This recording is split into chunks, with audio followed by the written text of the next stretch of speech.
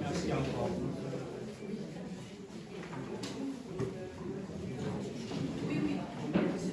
Carole, Mando, on est bon?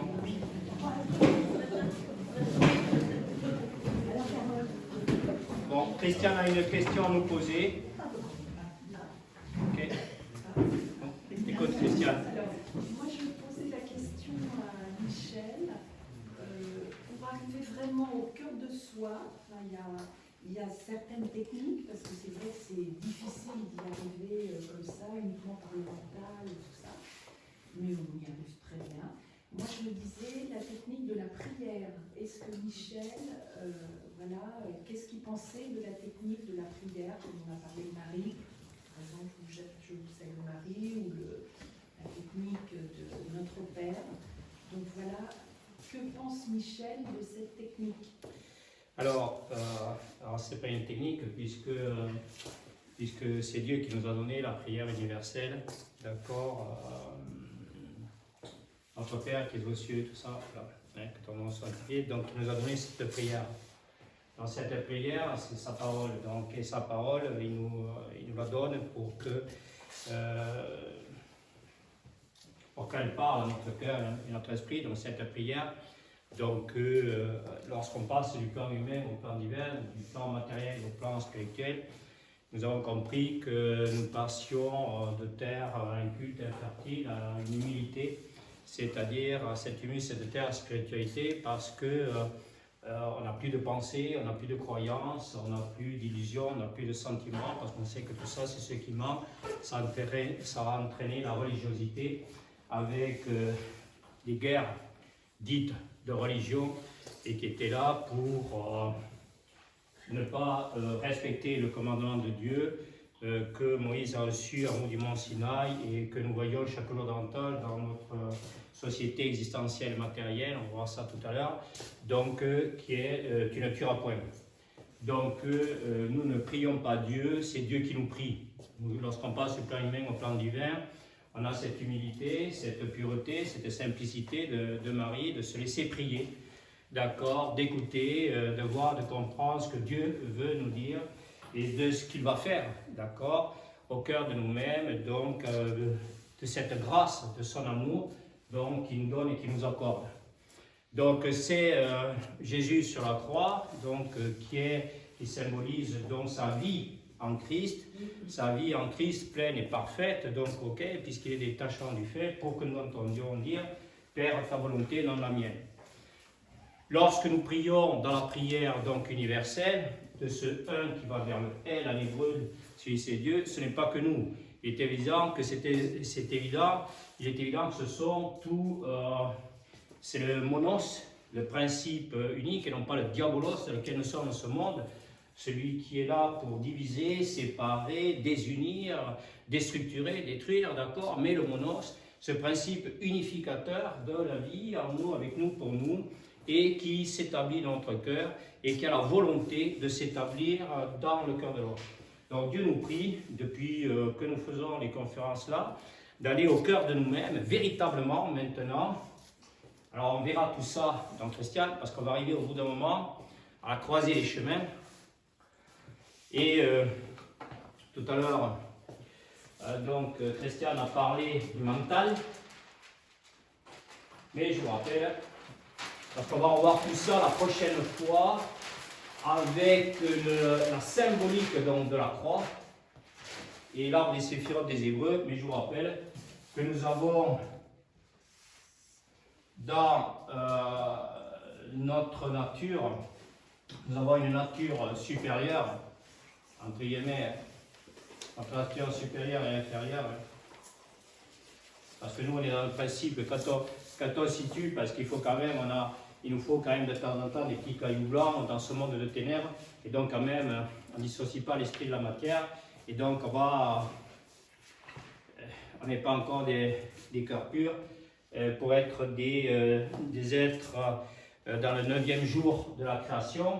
Dans le 9e jour de la création, d'être le pur esprit, on n'y est pas encore. Donc c'est pour ça qu'on est encore là, qu'il nous faut écouter, voir et comprendre, pour faire bien ce passage du fait dans l'esprit, de la matière, donc de la vie existentielle matérielle, à la vie de plus en plus purement spirituelle. Et purement spirituelle, ça ne veut pas dire qu'elle n'est pas en relation avec le monde tout entier, mais qu'elle est justement ce pur esprit sans lequel il ne peut pas y avoir, je vous rappelle, on a retrouvé Adam et Ève au paradis, il ne peut pas y avoir de genèse en nous et donc forcément de création autour de nous de vie. Donc Dieu vient vérifier notre foi, il vient vérifier notre fidélité à sa parole. Pourquoi vous souciez, vous tracasser, dit Saint Paul, puisque Dieu s'occupe de toute votre tracasserie.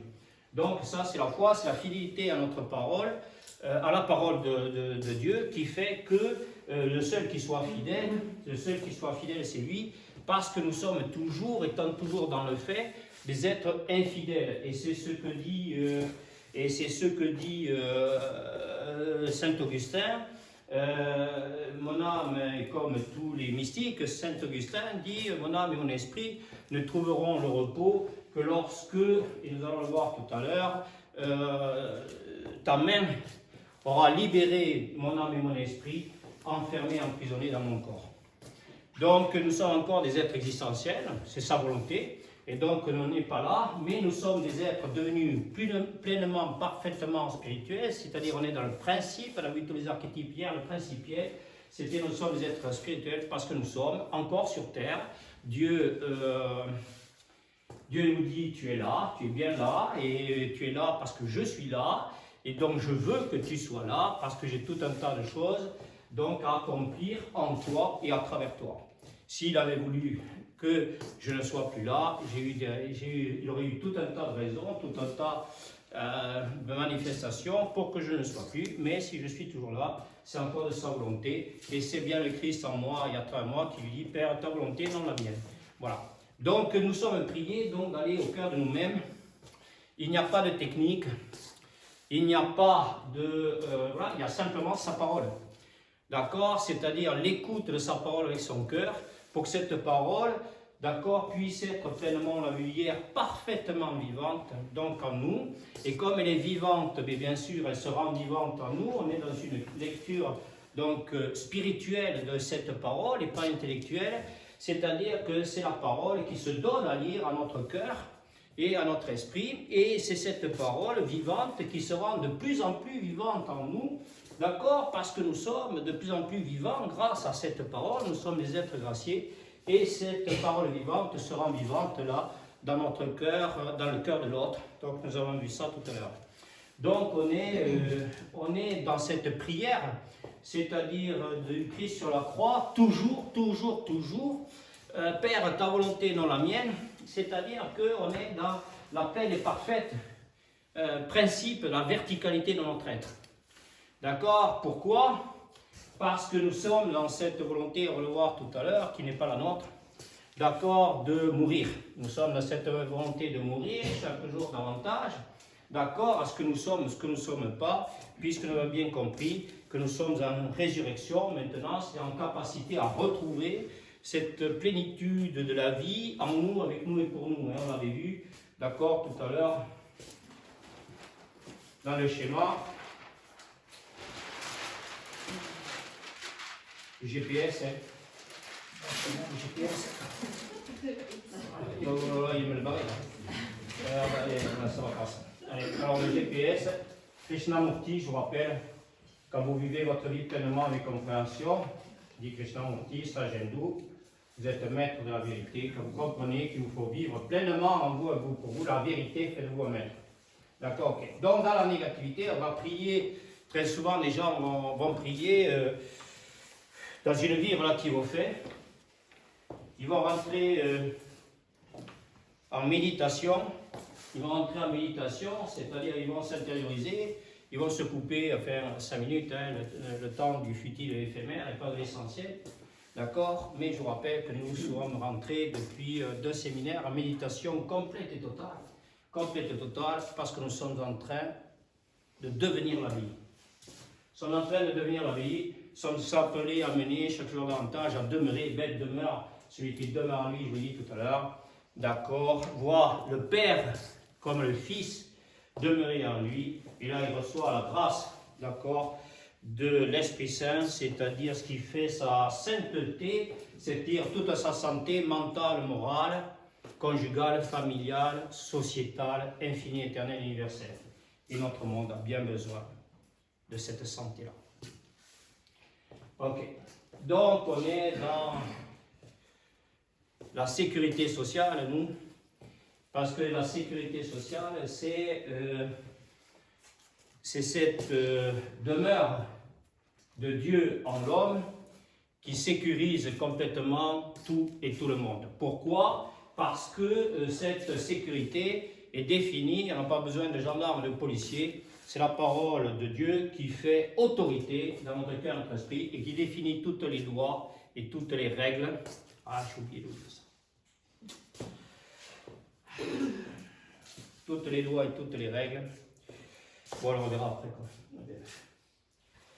Donc, toutes les lois et toutes les règles de sagesse et d'amour pour la vie du monde qui nous entoure. Donc, il faut que vous compreniez, que vous passez aujourd'hui, vous savez que l'homme est condamné à penser, à se croire, à se penser, à se croire. Et donc, au fur et à mesure, vous écoutez ça. Bien sûr que cette parole, cette sagesse, cet amour de Dieu est un miroir et qui nous renvoie à notre humanité, quelquefois, notre fragilité, sensibilité, affectivité, faiblesse. Et je vous vois bien parce qu'on arrive au bout de la conférence et vous êtes en train de dire mais c'est bien ce qu'il me dit, c'est chouette ce qu'il me dit. Mais c'est pas pour moi comme ça. Comment je vais faire pour faire ça? Comment je vais faire pour être ça? Mais comment ça va se passer quoi? Mais il n'a pas vu qui j'étais quoi. Il n'a pas vu mon plan humain, il n'a pas vu mais comment il a fait. Il voit tout un tas de choses, il ne voit pas ma fragilité, ma sensibilité, mon affectivité, ma faiblesse, mon insouciance, mon inconscience, mon incapacité. Est-ce un jugement? Non. Pourquoi? Parce que tout ça, c'est quoi? C'est notre karma. C'est-à-dire tout ce que nous nous traînons comme souillure, flétrissure de ce monde à travers l'âme et l'esprit. Je pense qu'on va attendre de faire tous les morts. Hein. On ne va pas faire tous les morts, hein, ça c'est sûr. Donc, on entend notre esprit, d'accord, qui sont ceux de l'âme et l'esprit de nos parents, grands-parents, arrière-grands-parents. Donc, ok, donc il y a, vous le savez, on s'est rendu à la justice hier dans notre cœur. Donc, il n'y a plus aucun jugement, ce qui est absolument somptueux pour nous. Quoi. Et nous sommes sur la croix, pardonne-leur Seigneur, ils ne savent pas ce qu'ils font, dit le Christ. Okay. Dit le Christ à son Père. D'accord, voilà. Et donc, nous sommes pardonnés parce que tout passe don par le don et il nous est donné de devenir mère et père à l'image et à la ressemblance là de Dieu. Donc nous sommes priés tout simplement de demeurer centrés sur nous. Il ne faut pas perdre de temps, car on peut perdre le temps. On peut se faire du bien. Mais la prière, Dieu nous prie de quoi? Christiane? Elle nous prie quoi, la prière? Elle nous prie de faire le bien. Et le bien, pour ça, il faut retourner à la source, c'était au cœur de nous-mêmes. Et c'est le Christ qui nous dit ça. Celui qui vient à moi n'aura plus jamais faim, ni jamais soif, car il sera devenu lui-même la source d'eau vive, avoir être, qui jaillira jusqu'à la vie éternelle. Donc, nous sommes priés face à un fait terrible, atroce.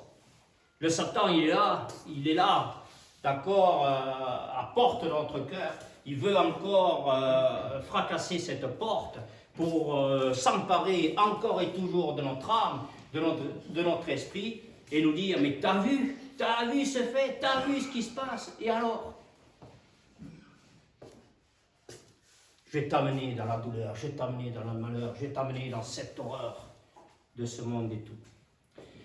Et donc nous demeurons centrés sur nous, ce qui est la pleine et parfaite résistance à notre négatif, ce Satan qui est toujours là en nous et qui voudrait reprendre tout le pouvoir qu'il avait sur nous. Et donc, avec tout ce pouvoir qu'il avait sur nous, en nous et sur nous, eh bien, nous donnons tout ce pouvoir au monde qui nous entoure. Déjà, la pyramide est une société On va voir ça avec l'arbre des séphirotes des Hébreux.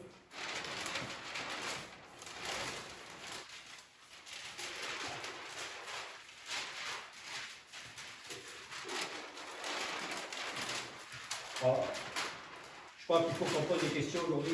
Enfin, il faut qu'on fasse une mort. Mais bon, ok. Donc la pyramide, la société est une pyramide.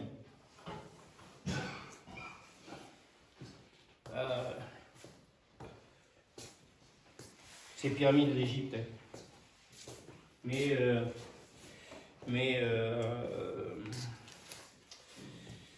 la culture égyptienne a disparu. La Grèce antique a disparu, la Rome antique a disparu. Et quand il dit en 2016, on est dans une fin d'humanité, seuls quelques-uns sont appelés à la conscience de la nouvelle humanité, et si l'homme ne retourne pas à sa divinité, il tombe dans son animalité. On a vu que hier, ce n'était pas de l'animalité, mais c'était monstrueux de ne pas écouter, voir et comprendre quand quelqu'un parle. Quand de ce qui est juste et bon, je te dis à faire. On va pas rentrer là-dedans parce que... Ok. Et donc, dans cette pyramide-là, regardez bien le schéma, le GPS. Lorsqu'on est dans l'insouciance, l'inconscience, qu'on est dans le plan humain, la fragilité, la sensibilité, la fébrilité, la faiblesse, à la base de cette pyramide, les gens, donc c'est toute l'insouciance et l'inconscience des humains. Et donc, qui plongent, d'accord, qui plongent de plus en plus en enfer. Et donc, au sommet de cette pyramide, nous avons les êtres les plus brillants intellectuellement, d'accord, de la planète, et qui, bien sûr, ne sont pas des sages, ne sont pas des rois mages qui sont venus voir l'étoile du matin, d'accord, avec cette étoile qui brille dans le ciel, d'accord, tout se passe sur la terre comme au ciel, voir cette étoile du matin qui est vous, puisque vous êtes devenu le 8e jour de la création. Et donc là-bas, cette pyramide, lorsqu'on a les gens insouciants et inconscients, au fur et à mesure, au sommet de cette pyramide, le monde marche à l'envers. Une véritable médecine consisterait à remettre le patient sur le chemin d'une marche en droit. C'est ça la médecine, la vérité que nous faisons depuis 2 séminaires. Et bien au sommet de la pyramide, nous avons les êtres les plus insouciants, inconscients, immatures et incapables qui soient. Et ça nous donne le monde complètement et totalement mortifère dans lequel nous sommes aujourd'hui. C'est le culte de la virologie de la mort, ou la goutte d'eau qui fait déborder le vase. C'est un des thèmes donc, du livre, un des paragraphes du livre. On a tellement de virus, mentaux, affectifs, comportementaux, conjugaux, familiaux, sociétaux, économiques, politiques et sociaux qu'on se traîne. Et on a pensé, et on a cru qu'à chaque élection, ce serait meilleur, ce serait des meilleurs. On était à droite, on est passé à gauche. On est complètement, voilà. On a ce qu'on avait compensé d'un côté, l'autre côté, et compensé après de l'autre. Donc voilà, c'est ça le monde du malheur. Ce qu'on gagne d'un côté, c'est pour le perdre 10 fois, 5 fois, 100 fois, 1000 fois de l'autre. Par contre, lorsqu'à la base de la pyramide, nous sommes des êtres non pas meilleurs que les autres, puisque nous sommes des êtres spirituels, c'est-à-dire nous ne sommes pas des êtres qui nous vivons par rapport à l'autre. Pourquoi? Parce que nous avons retrouvé notre Isha, nous avons retrouvé le féminin de notre être, nous avons retrouvé la possibilité de générer, Dieu a retrouvé en nous, pour nous, et avec nous, la possibilité de générer en nous et créer autour de nous une vie meilleure. Donc on est passé du yin au yang, de l'insuffisance, de science, inconscience, à l'élévation de notre âme et de notre esprit, à la conscience des sages et des maîtres et de Dieu, de toutes les cultures et de toutes les traditions, puisque je vous rappelle ce que dit Saint Augustin, 5e siècle, qui n'a ni Dieu ni maître, à Satan pour maître. Quel est le maître de ce monde qui fait référence à un maître? Est-ce qu'aujourd'hui on est rentré dans la cité impériale de Pékin? D'accord? Est-ce qu'un seul être qui ne peut rentrer dans la cité impériale donc de Pékin? Mais nous sommes rentrés dans la cité impériale de Pékin, puisque nous avons retrouvé les chamaïms, les eaux dans nous. Et dans nous, on ne prend pas l'avion pour aller visiter la Chine, mais parce que nous sommes le Chine. La dent et sa racine. On s'enracine dans les 3 patriarches de l'humanité, Abraham, Isaac et Jacob.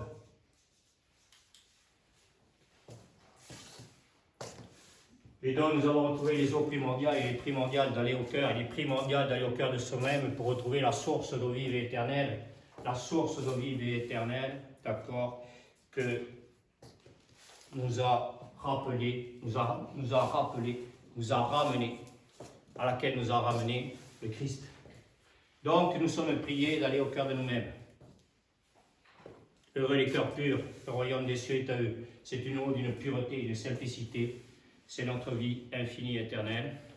Et c'est cette source d'eau vive qui va générer et enfanter une vie meilleure et un monde meilleur. Je vous l'ai dit, vous êtes rentrés dans la nouvelle, belle et maintenant véritable humanité. Mais pour ça, il fallait que nous soyons juifs, que nous soyons justes. Donc Dieu nous prie, d'accord, de nous rendre à notre cœur pour pouvoir être juifs, nous sommes rentrés dans Jérusalem, le shalom par le retournement au jeu. C'est ça, nous sommes priés de faire ça. On n'est pas là en méditation pendant 3 minutes, 5 minutes, un quart d'heure, une demi-heure, ce qui va nous faire du bien à notre corps, mais ça ne va pas faire le bien. Pourquoi? Parce que ça ne va pas nous appeler, à moins que, sortis de cette prière, méditation,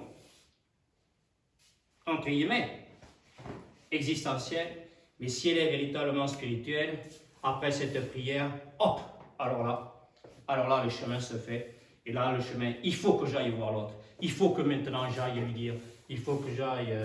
Je peux vous dire que ce matin, j'étais sous ma douche et que Dieu m'a prié de vous parler de Marie.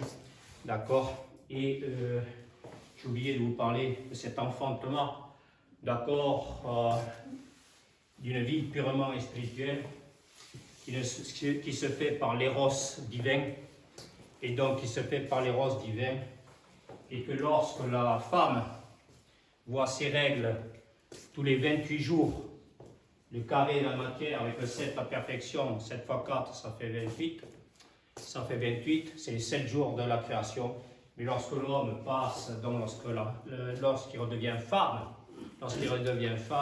le 8e jour de la création, d'accord, il voit qu'à travers ses règles, sa vie mentale, affective, comportementale, conjugale, familiale et sociale est réglée.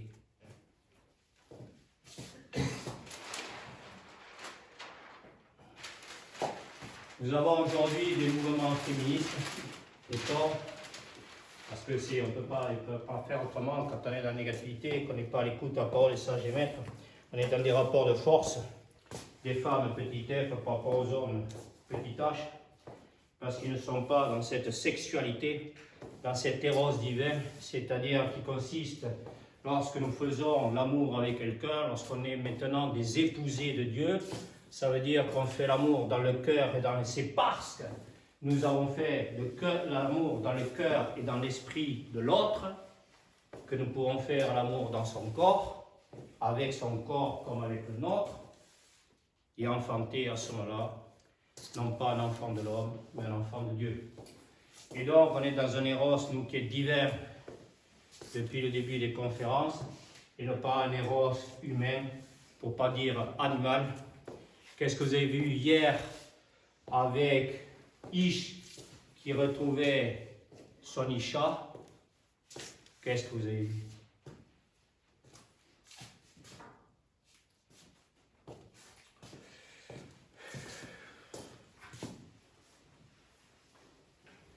Le yen? Ça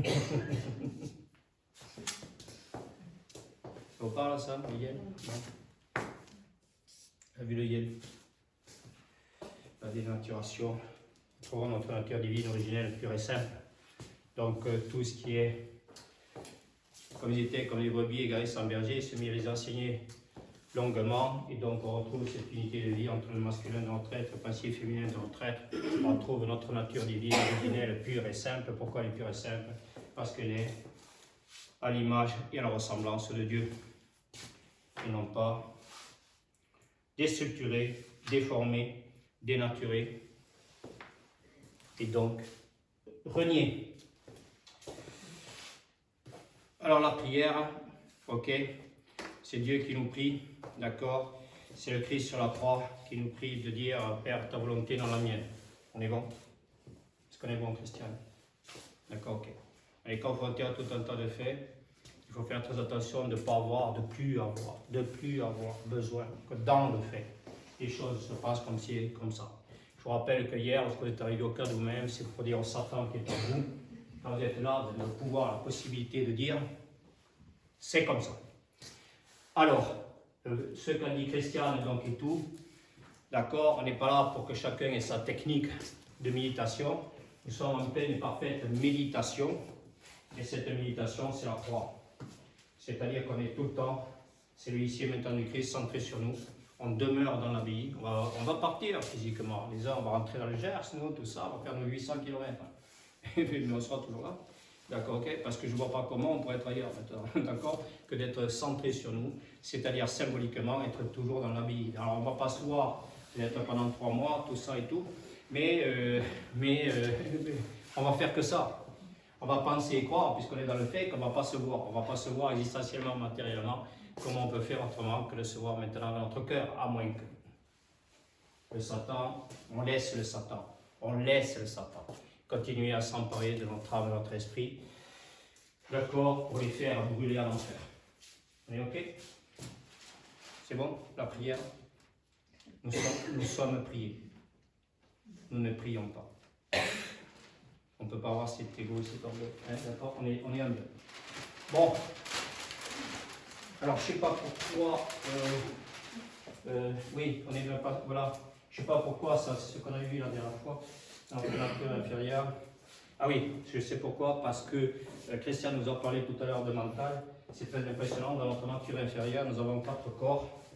Corps physique, corps éthérique, corps énergétique, corps astral. Notre astralité, affectivité, sensibilité et corps mental, c'est-à-dire notre volonté. D'accord? Notre volonté. D'accord? Ok. Mais cette volonté, pour nous, est déjà intéressante, elle est aux portes. Elle est aux portes de notre nature divine, donc originelle. Donc, ok. Dans lequel, là, nous sommes dans un intellect inférieur. Alors, qu'est-ce que nous faisons tous les jours? Qu'est-ce que nous faisons tous les jours? Nous apportons de la nourriture dans notre corps physique. D'accord? De l'énergie. Nous avons été créés, mais sans cette énergie, bon, on ne va pas faire les mots. Hein. On finit là. D'accord, on va faire par ça, parce que c'est important. Donc, puisqu'on parle de la crise de l'énergie, donc nous, on n'a pas de crise de l'énergie. Même quand on a eu le Mustang, on n'a pas de crise de l'énergie. Est-ce que c'est gênant si on dépasse l'heure? Pardon? Est-ce que c'est gênant si on dépasse l'heure? Non, mais oui, mais alors ce qu'on va faire, parce que là, je vais vous faire la première mort, parce qu'elle est très importante, parce qu'on est dans un monde qui est complètement mortifère, donc je vais vous faire la première mort. Ok, voilà, ok, on fait ça. Donc on va s'arrêter à 12h30, quoi, à peu près. D'accord? Et juste après, en fait, on devait manger dans cette salle, mais c'est plus facile pour nous, pour l'organisation, d'aller à la maison. Donc soit vous reprenez votre voiture et vous passez par le porche bleu, ou soit vous passez à pied. Bon, je ne vais pas lui parler de la nourriture matérielle. Oui, voilà. Voilà. Okay. Donc, voilà. Alors là, on commence à rentrer un petit peu, dans le problème, dans la problématique. On commence à rentrer dans la problématique. Aïe. Bon, Christiane, Chantal. Je préfère Chantal parce que Christiane, ça devient compliqué. Hein. Ouais, voilà, donc ok. Donc, bon, les patients connaissent tout ça et tout, nous avons 4 corps. Bon, les patients connaissent ça. Bon. Ah, je ne vais pas en parler là, mais ça fait. Allez, bon, c'est comme ça. Donc, nous avons 4 corps, corps éthérique, corps astral et corps mental. Donc, quand on parle de volonté, mais quand on veut, on peut, mais encore faut-il vouloir, et là, il faut apporter de l'énergie. Il faut apporter de l'énergie. Alors, cette énergie, c'est la connaissance de la parole, bien sûr, mais cette connaissance de la parole, donc, elle n'est qu'intellectuelle. C'est-à-dire qu'elle n'est pas connaissante. Si elle n'est pas connaissante, pourquoi? Parce qu'à partir du moment où on ne rentre pas dans le temple de sa vie intérieure, on ne peut pas être pénétré de cette parole. Donc symboliquement, tout ce qu'on a dit depuis 2 jours, quand les gens sont encore dans l'intellect, c'est-à-dire dans le monde de la nature inférieure. D'accord, c'est oui, je sais, mais c'est demain, très vite et très rapidement, on sera confronté à un fait et se met donc, voilà, ce négatif qui est en nous et autour de nous, d'accord, nous empêchera de faire ce chemin de vérité et de vie, d'entrer sur nous, d'entrer sur l'autre. Vous avez reçu le corps atmique, donc on a vu ça la dernière fois, le corps atmique, donc c'est l'intellect supérieur, c'est-à-dire c'est une conscience qui va déjà au-delà de la conscience donc, de l'homme. C'est une conscience qui est pure, qui est subtile, d'accord, ok, parce qu'elle elle est déjà auréolée. Auréolée, on verra ça dans l'arbre récipient des Hébreux. C'est l'auréole des saints, là on est dans la sainteté, c'est-à-dire donc c'est déjà la lumière donc, de l'esprit de l'homme qui nous appelle donc à une conscience qui va au-delà de la conscience. C'est-à-dire la conscience, on est conscient, d'accord, de ce qui se passe, on est conscient de ce qu'il faut faire encore quelque part sur le plan matériel, mais Dieu, il est déjà, lui, c'est une toute autre conscience, et donc à travers ce que l'on fait en être conscient, déjà, il n'est pas insouciant et inconscient comme ce qui se passe dans le monde, donc tout ce qui se fait, eh bien, il faut savoir que lorsqu'on va faire ça, donc en conscience, c'est ce que dit Saint Paul, ce que vous ferez au nom de Dieu, il vous le rendra au centuple. D'accord, il vous le rendra au centuple. C'est 10 multiplié par 10. Et donc, avec les 10 qui viennent après moi accomplira des œuvres bien plus grandes que moi. C'est que Jésus a vécu en Christ pour qu'on soit Elena Christ, Stan Christ, voilà. Donc, tout le monde de Christ. Et à ce moment-là, d'accord, celui qui vient après moi accomplira des œuvres bien plus grandes que moi. Ça veut dire qu'il n'y a pas de rapport de force dans le plan divin, mais sera bien au-delà, d'accord, de tout ce qui a été déjà manifesté. Vous avez bien écouté, vu et compris ça. De Pierre. On est OK? Ça rassemble quand même. Vous voyez? On passe. Bon, donc, corps atmique, donc OK. On va dire conscience supérieure. Tout est entre guillemets, hein, vous comprenez? Parce qu'on est en train de diviser, de séparer les choses. Quoi. Voilà, parce que c'est nos cailloux blancs. Hein, d'accord? OK. On a quand même un intellect encore. Bon, on ne va pas le laisser de côté non plus. Mais justement, docteur, par rapport à ça, est-ce que l'intellect et l'ego, c'est pareil? Parce que vos morts, là, tant qu'on capte par l'intellect et avec notre ego, notre construction, celle qu'on a... Parlez plus fort, c'est pour que les gens entendent. Voilà, Oui. notre ego, notre construction, ce qui nous fait tenir debout aujourd'hui, qu'on pense nous faire tenir debout, il nous empêche aussi, il nous fait douter, il nous fait croire, il nous fait écouter, voilà, tout ce qui arrive de l'extérieur et jamais nous ramener à nous. On est toujours dans l'extériorité. Et donc dans cette périphérie qui nous amène plein d'infos, on ne sait plus où on en est. Ça.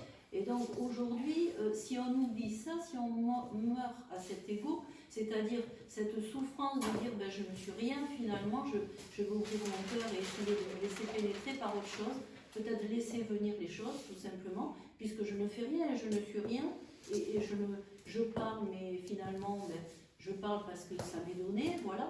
Donc en oubliant tout ça, c'est peut-être ce qui est le plus dur et c'est peut-être le chemin le plus difficile de faire mourir cet ego pour laisser passer quelque chose d'autre, filtrer à travers cette noirceur, une lumière qui pourrait arriver vers le cœur.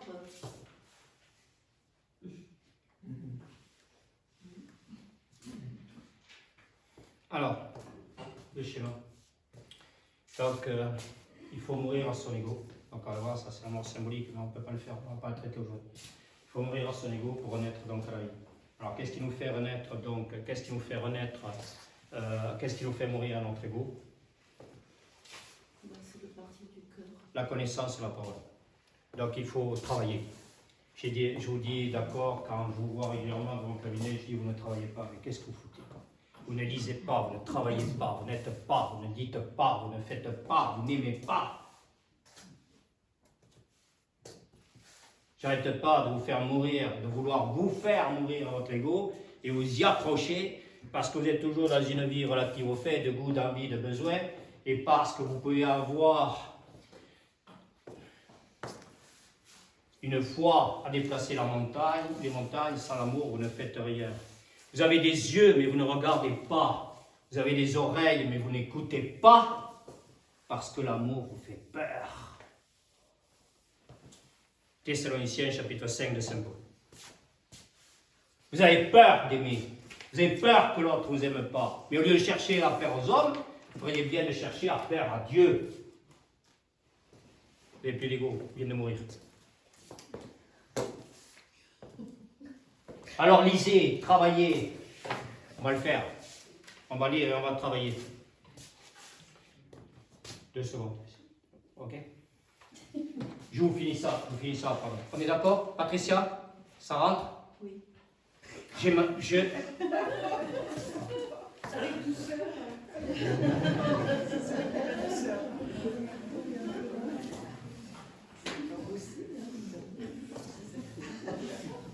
Pardonne-moi, Seigneur. Pardonne-moi, Seigneur. Je ne savais pas ce que je faisais. Je ne savais pas que j'avais manqué de rigueur, de sévérité et d'autorité dans ma relation à Patricia. Pardonne-moi, Seigneur. Je ne savais pas que j'avais manqué de tout ça.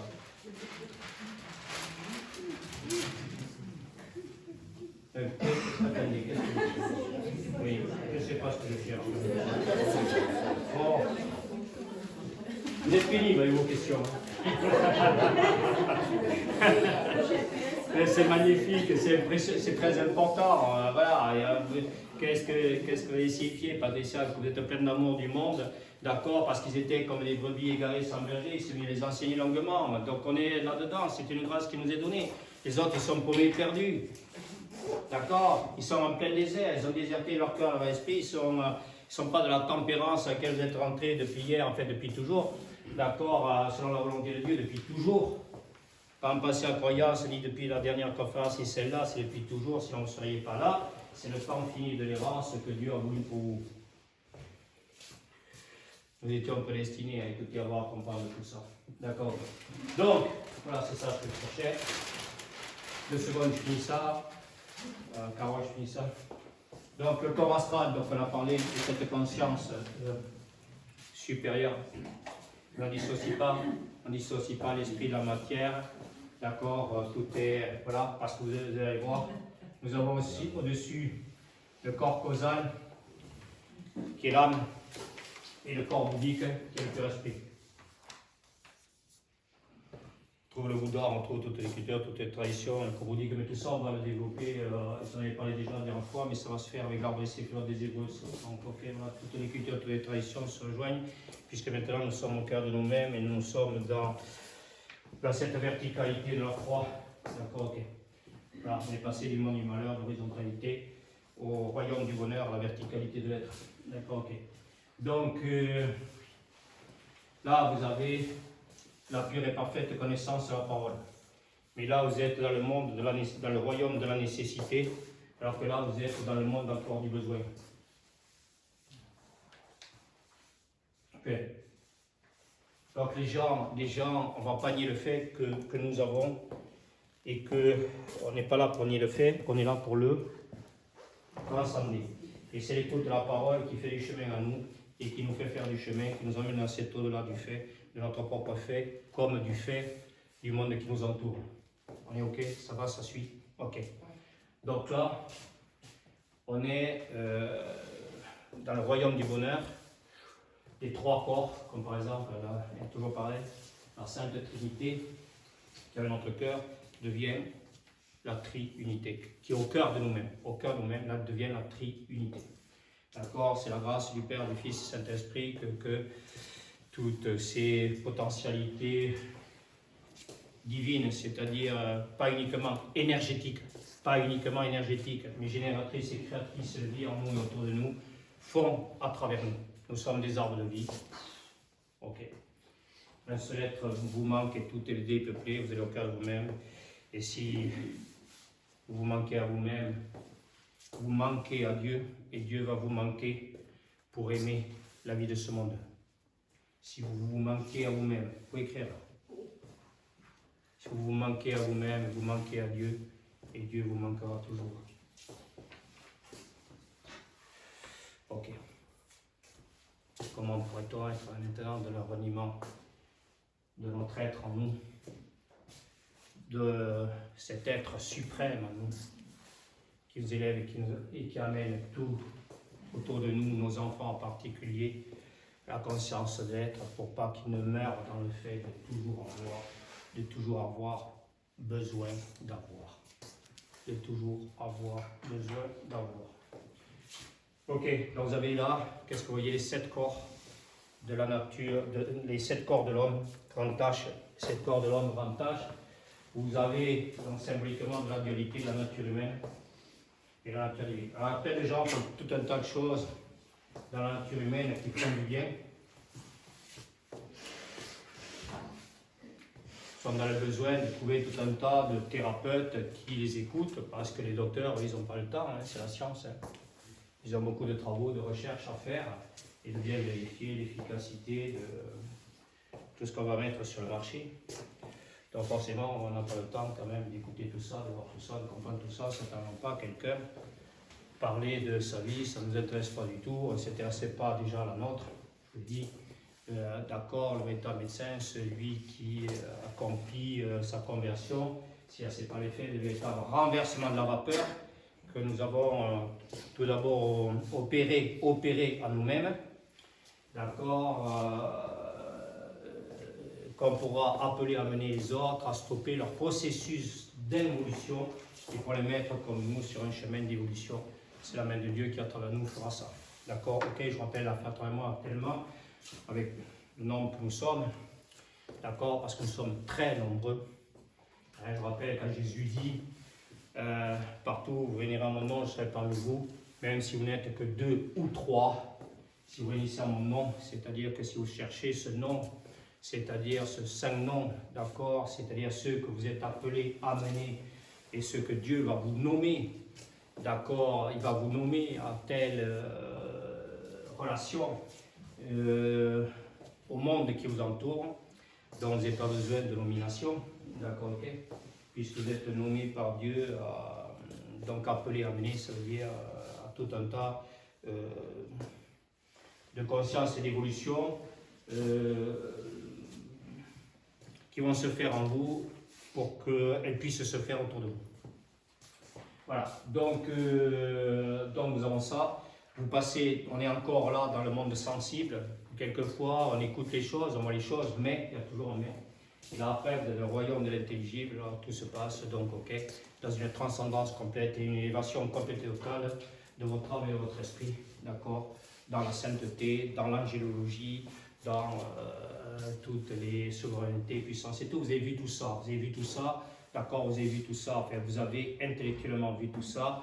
Maintenant, vous allez voir à travers la prochaine fois les différentes pierres vivantes, les 10 pierres qui participent à la construction de l'édifice. Je rappelle ce que dit le Christ.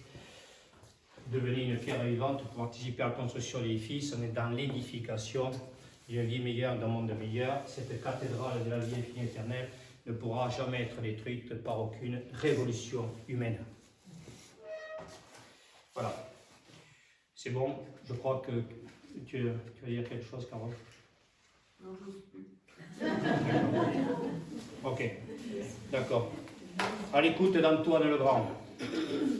Là-bas, Antoine a dit, l'abbaye, hein, là-bas, Antoine a dit, un temps vient où les hommes seront fous, et quand ils verront quelqu'un qui n'est pas fou, ils s'insurgeront contre lui, disant, tu es fou, parce qu'il n'est pas comme eux. Les 4 morts. Alors, vous avez les 4 morts, donc on va aborder aujourd'hui la mort matérielle. Donc il ne faudra pas qu'on se perde. La prochaine conférence, on ne va pas le faire. Enfin, Dieu ne va pas nous perdre. Il ne nous perd plus de vue. Dieu ne nous perd plus de vue. D'accord, nous sommes priés. Vous allez au cœur de vous-même, d'accord, ok. Et là, il sait très bien qu'il ne peut plus nous perdre de vue. Vous avez bien compris, donc je peux vous parler pendant des jours, des heures. D'accord, vous pouvez avoir une foi à déplacer les montagnes, sans l'amour, vous ne faites rien. Ça veut dire qu'il va falloir travailler, d'accord, les textes, il va falloir que vous regardiez un petit peu tout ça. Voilà, je vous ai fait un livre donc et tout, ok, qui était beaucoup par rapport à tout ce qui se passe dans le monde depuis donc 2 ans. Quand je vous rappelle qu'il y a un millimètre à 100 tampomètres, donc ok, comme j'ai expliqué au président de la République que nous avons encore, si vous voulez une santé économique, politique, sociale dans un pays, il faut une santé humaine. Bon, mais pour avoir une santé humaine, eh bien sûr, vous avez bien compris qu'il fallait retrouver cette sainteté, c'est-à-dire cette humilité d'écouter la parole, de laisser appeler par elle, donc à travers un livre, ça peut être un livre de souvenirs, donc tout ça et tout. J'ai écrit donc un livre pour une médecine de la vérité, pour que les gens découvrent, d'accord, à travers tout ce qui se passait, ce passage du plan humain au plan divin, tout le livre donc est transcendantal, c'est-à-dire symboliquement il est biblique, bien sûr, parce qu'il fait référence à la parole de Dieu déjà manifestée. Et donc ce qui est très important donc, dans ce livre, c'est que lorsqu'on le lit, à travers ces paroles de Saint Amour, par exemple, lorsqu'on parle de santé aujourd'hui, vous avez Matthieu chapitre 23 qui vous dit, Matthieu chapitre 23 qui vous dit, les docteurs se lavent les mains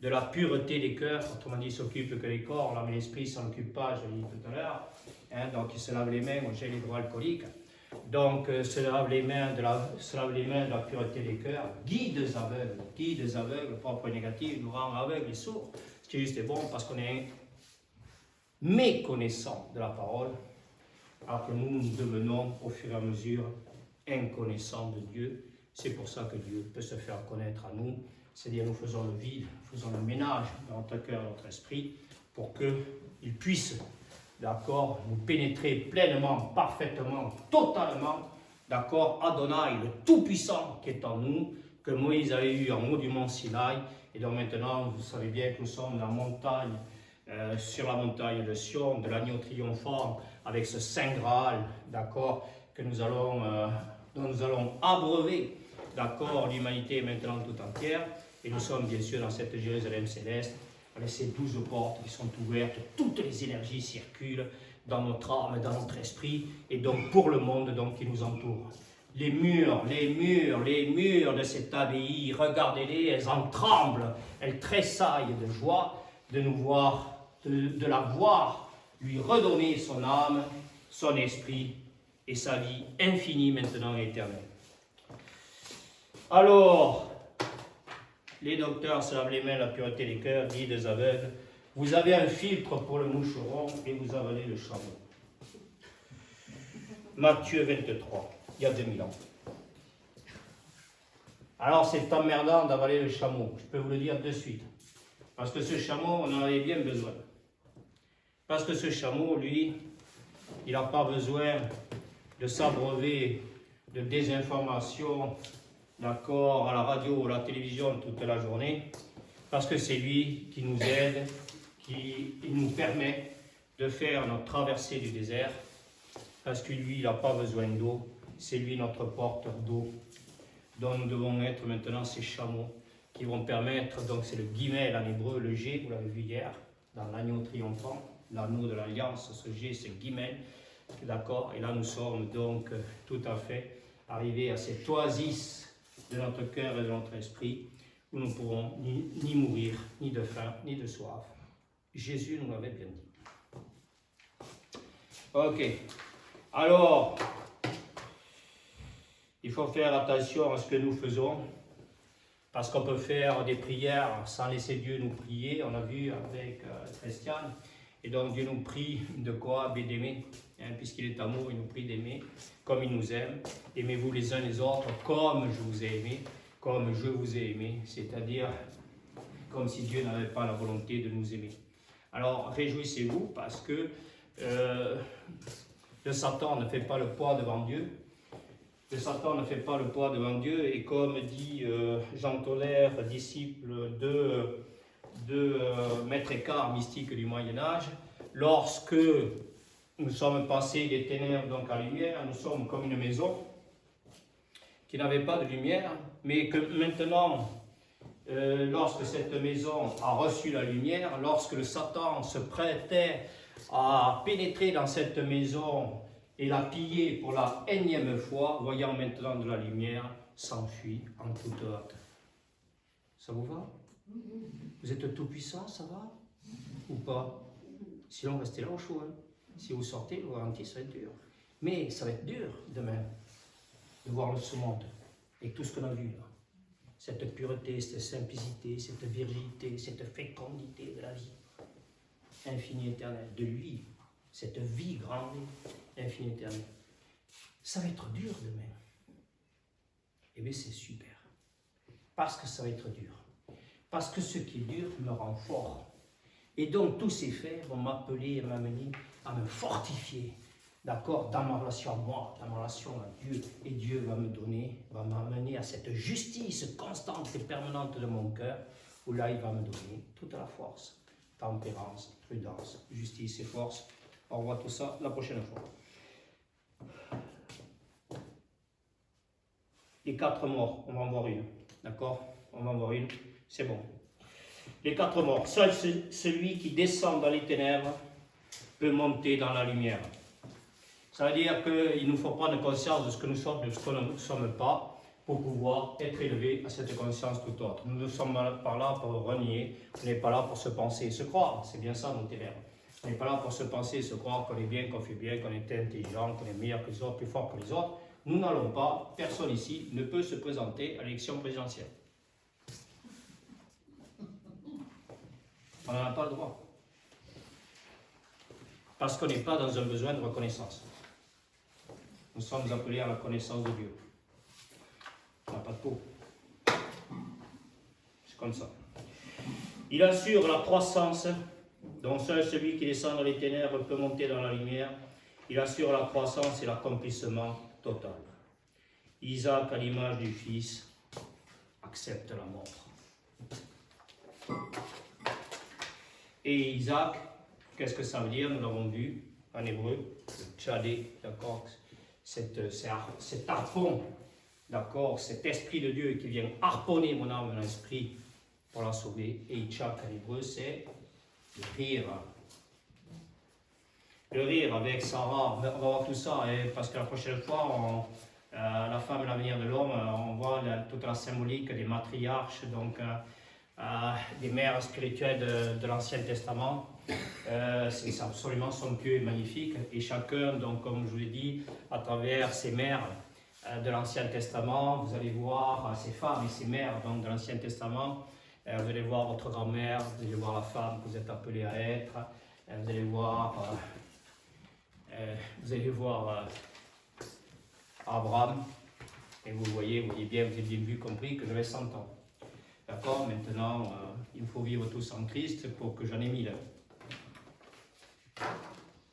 Et dans le Père et le Fils, il nous manque encore le Saint-Esprit. Mais ça va venir au fur et à mesure des conférences.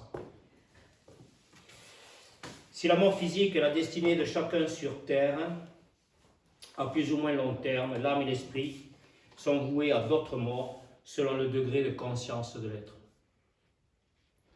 La mort physique appartient à la nature même de l'être, qu'elle soit minérale, végétale, animale ou humaine, selon la théorie de l'impermanence des choses, la théorie de l'évolution, de l'éphémère de la manifestation.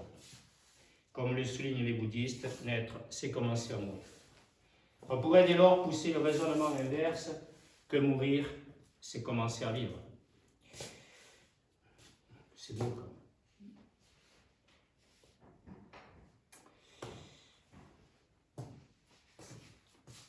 Il y en a qui ont peur de mourir? Oui, Non. Enfin, jusqu'à hier, oui. Vous êtes mort. la souffrance. Alors, contrairement à ce qui se passe dans le monde, comme j'ai écrit dans mon livre, comment voulez-vous mourir d'un virus quand vous êtes déjà mort de peur? Est-ce que vous voulez mourir de peur? Claudine, est-ce que tu veux mourir de peur, Claudine? Mourir de peur. Est-ce que tu veux mourir de peur? Eh bien, il faut que tu arrêtes d'avoir peur de mourir. J'ai pas peur de mourir, j'ai peur de la souffrance. Ah non, non, non, la souffrance c'est magnifique, c'est tout ce qu'on fait depuis 2 jours, c'est le souffle de l'errance. On ne se trompe plus, on va qu'à nous-mêmes, on n'est plus dans l'errance. En fait, la justesse de la réflexion ne peut se réaliser qu'en termes de dynamique, d'énergie, entre guillemets, de potentialité de passage d'une porte qui ouvrirait sur le manifesté et d'une autre porte qui ouvrirait sur le non manifesté.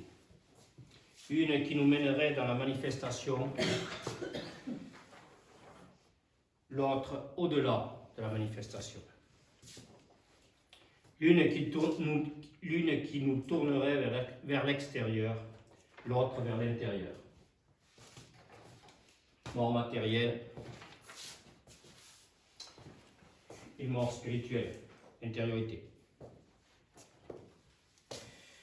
Accueillir la mort comme un principe, l'une qui demande la vue avec des yeux de chair, l'autre qui exige la vision du cœur.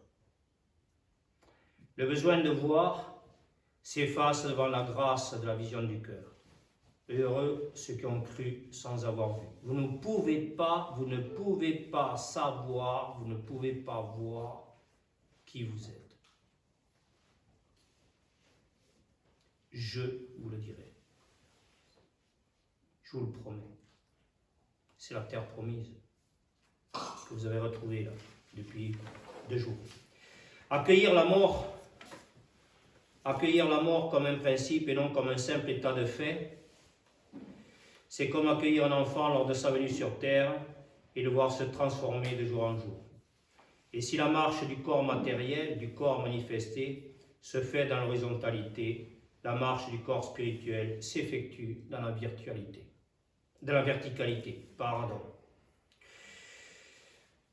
On est vraiment pollué. Au-delà de toute croyance ou incroyance, fruit de la pensée humaine, qu'il est doux d'écouter avec le cœur la parole du Christ affirmant que maintenant tout se passe sur la terre comme au ciel, que l'unité divine universelle triomphe toujours de la dualité terrestre humaine. Je suis le chemin, la vérité, la vie de Christ, l'amour a vaincu la mort. Ainsi, il est difficile de séparer. Lors de la mort d'un proche, ce qui tient à l'accompagnement d'un mourant, de ce qui nous amène à vivre, tant sa présence se fait de plus en plus pressante dans notre cœur. Au-delà du principe universel de la mort physique, dans lequel nous pouvons tous nous retrouver, le paradoxe de la mort, c'est d'offrir aux hommes 4 possibilités de vivre. Une vie strictement matérielle, conditionnée par sa relativité aux faits, une vie purement spirituelle, définie par le seul désir d'établir l'unité avec ses semblables, une vie qui engloberait une partie de chacune de ces 2 formes de vie terrestre, une vie essentielle, consacrée à la prière de l'au-delà, par la méditation pour le bien de toute l'humanité. Mais vous avez bien compris que la méditation chrétienne, c'est La prière. la croix.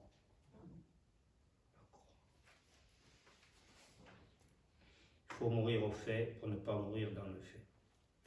La mort, comme la vie, mène à des transformations que les bouddhistes appellent bardos. Avant la mort, au moment de la mort, après la mort. Elle est comme l'enfant qui se transforme et nous transforme. Je vous rappelle que naissance, mort et résurrection, dans le plan divin, est un seul et même temps. Elle est comme l'enfant qui se transforme et nous transforme pour nous transporter dans l'univers de la présence. Un au-delà de ce qui apparaît encore quelquefois, pour ceux qui n'ont pas reçu encore la grâce de l'élévation, comme une absence.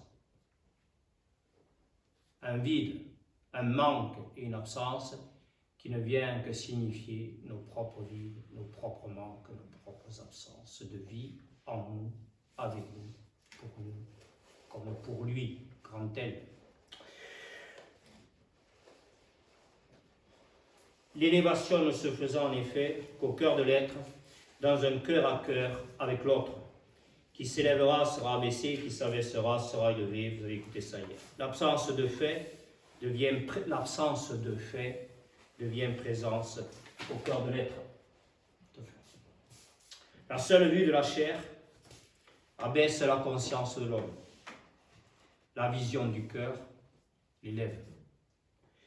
La mort matérielle, c'est la perte de l'âme et de l'esprit par l'intellect et ses discussions stériles. Ce texte je l'ai écrit en 2017.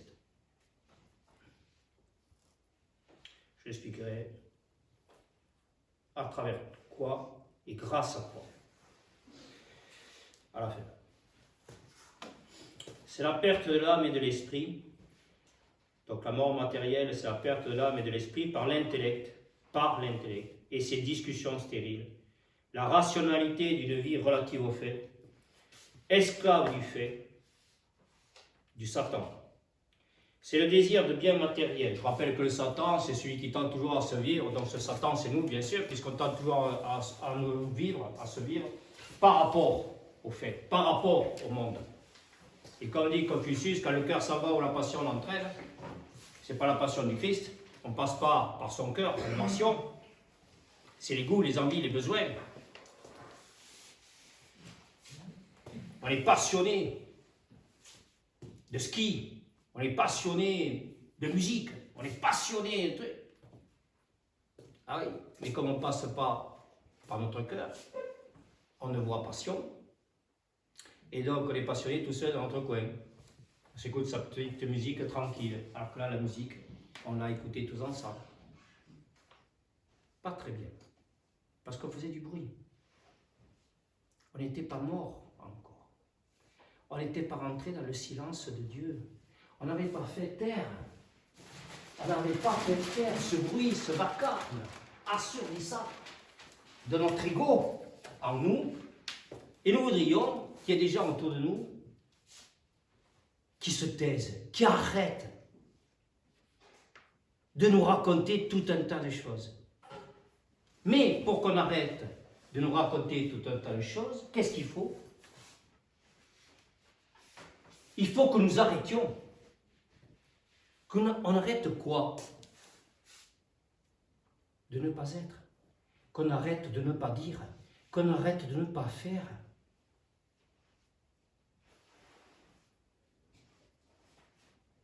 Maintenant, on n'a pas fini, parce que c'est infini, on n'a pas fini d'être dans la vie. Et là, il y a des êtres qui étaient dans cette abbaye. Et comme dit Elena,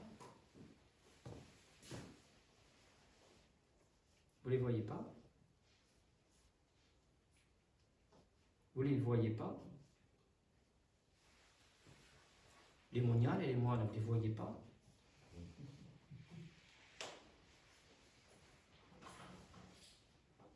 Est-ce que vous les voyez? Est-ce que vous les voyez? Non. Mais quand vous verrez, vous me le direz. Mais on les ressent. Plaît-il? On ne les voit pas avec les yeux, mais on les ressent avec le cœur. C'est nous qui sommes appelés à être des... C'est bien. D'accord, ok. Donc, vous êtes rentré dans l'ordre intérieur. C'est bien. Vous êtes rentré dans l'ordre intérieur. Vous venez de signer votre condamnation. D'accord? À aimer la vie de ce monde.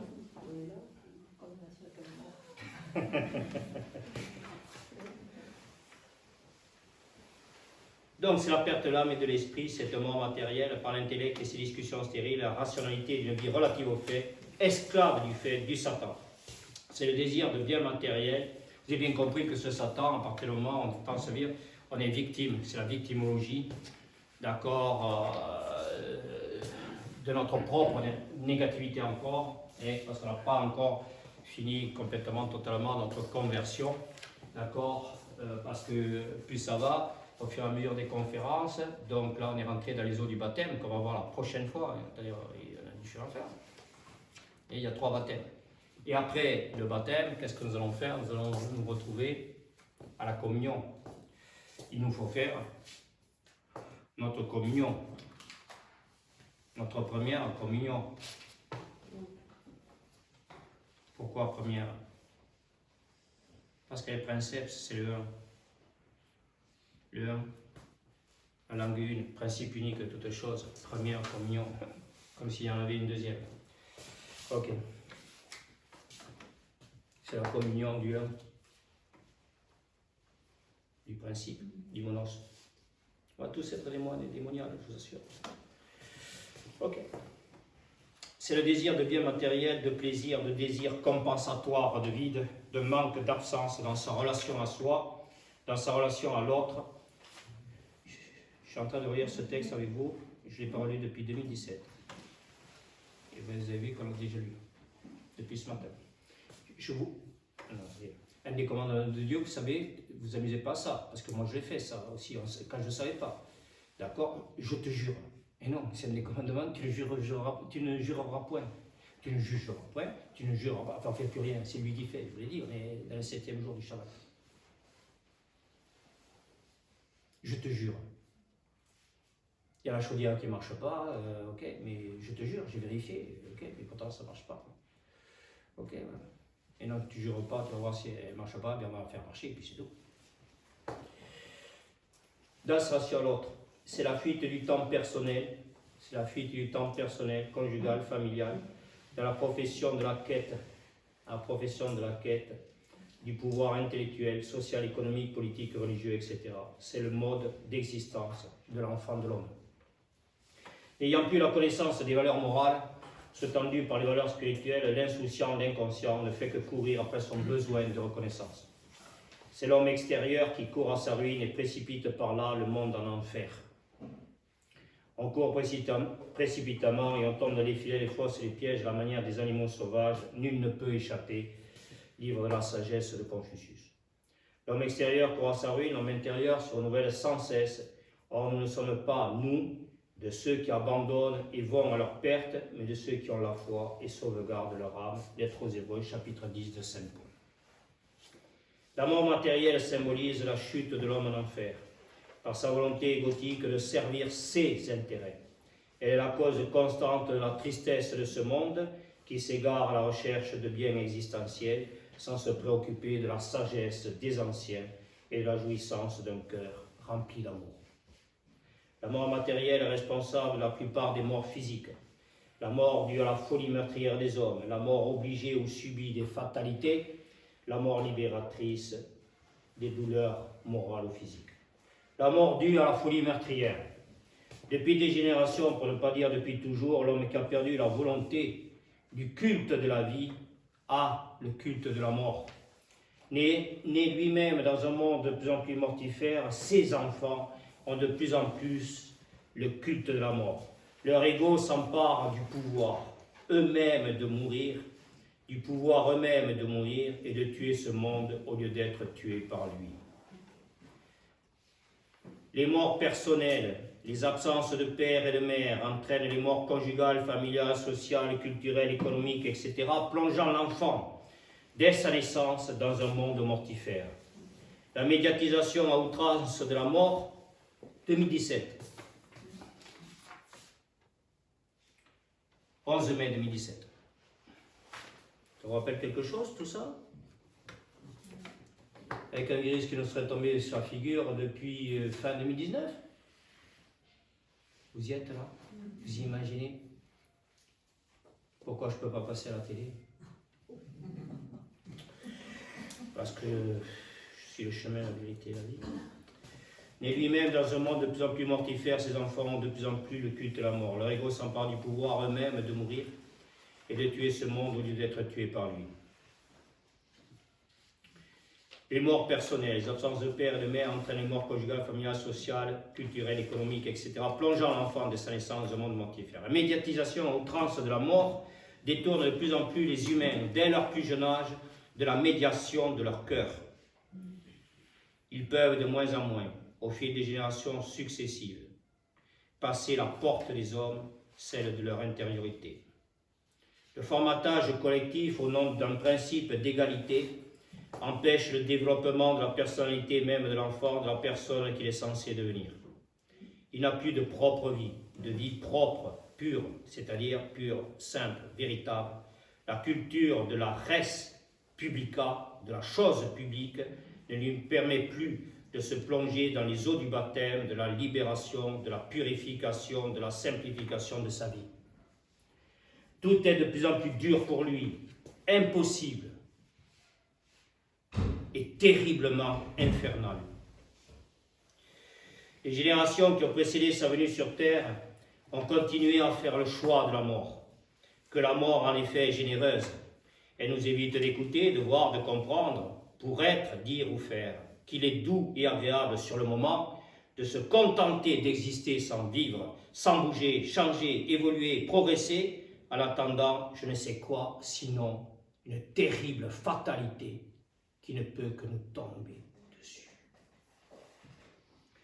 L'homme moderne, depuis son jeune âge, joue tellement virtuellement à tuer l'autre, qu'il finit par ne plus vivre que pour le tuer réellement.